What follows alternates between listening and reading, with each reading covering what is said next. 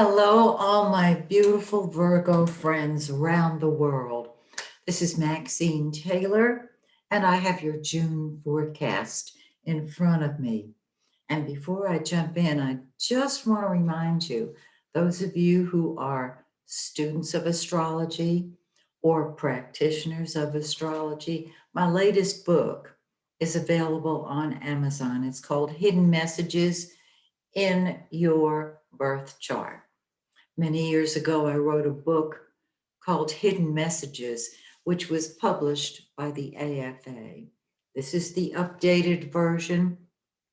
It's a book that helps you see the hidden programming from the authority figures in your life that you received when you were a child. When you see it, that's the first step to releasing it and changing it.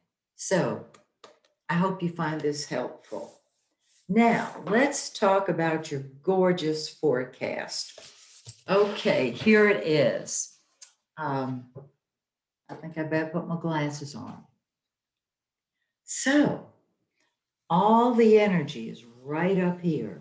Let's start with that magnificent 10th house of your career, your public image. The sun, the yellow planet, the giver of life, has been and will stay in that 10th house of career, of leadership, until the 20th, when it moves into your solar 11th house of friends and group activities and humanitarian efforts.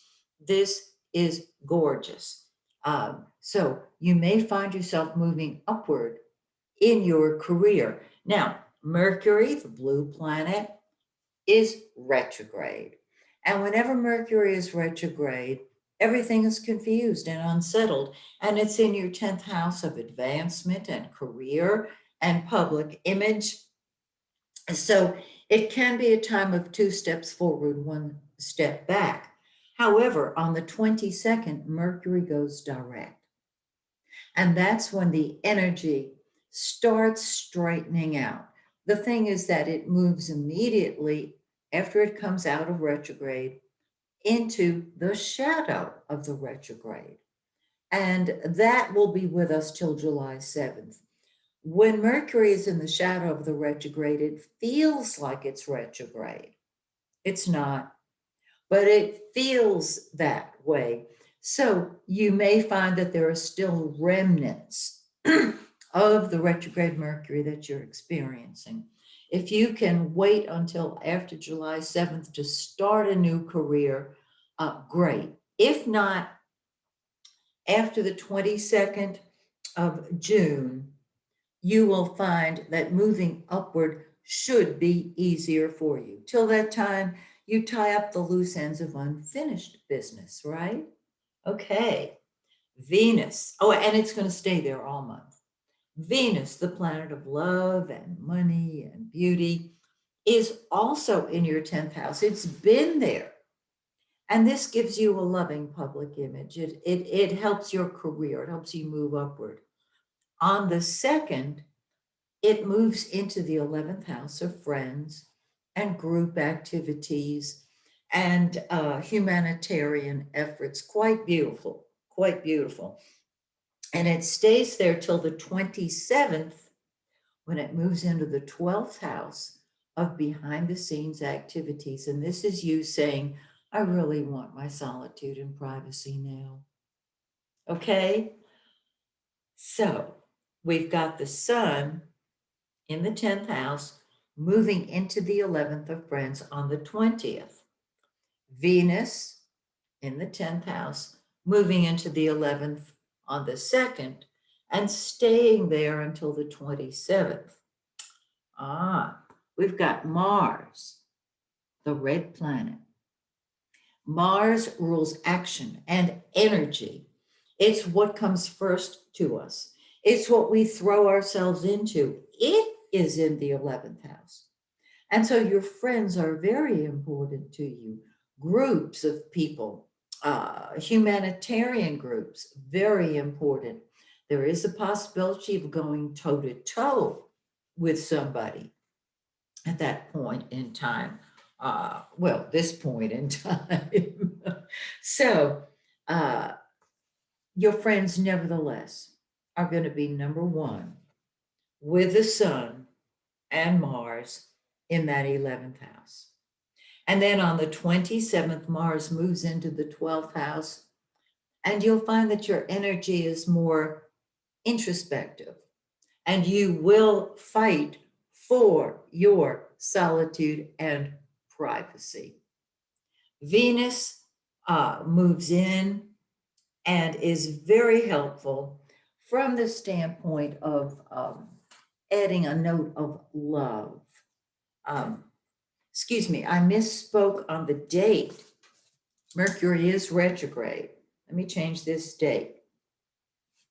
Mars is going to enter your 12th house on the 11th of the month, a little earlier. So Mars will say, go away, world. I want my solitude and privacy. And then on the 27th, Venus softens it lovingly. Okay, we've got a new moon this month, of course, which is a solar eclipse. It's on the 10th and it's in 19 Gemini 47. On the new moon, everything starts moving forward. And whenever we have an eclipse, we start feeling that a good week to 2 weeks before it occurs. So it's on the 10th. I think we're talking about pretty much now. And it's an indicator of moving upward. Remember that these eclipses are strongest 3 to 4 months after they occur. And they stay with us till the next pair come along, which are usually about 5 or 6 months later. Okay, on June 10th, 19 Gemini 47, the career starts moving forward and upward. And then 2 weeks later, the full moon is in your 5th house of fun and games and social life and children. So you've got your career and then you have fun. And you're going to need solitude and privacy with anything in the 12th house. So on the full moon, things come to a head. The full moon is the 24th in 3 Capricorn 28. So if you have kids, there can be situations with the children that brings it that where they come to a head. This is not an indicator of negativity. It's just that you're going to put more attention on these people, these little people, or maybe big people, and on your social life. Yes, absolutely. So that's your forecast for June. I hope you love it. And I look forward to seeing you next month when once again I take a look at your forecast. Until then, may the stars shine brightly on you and yours. Bye for now.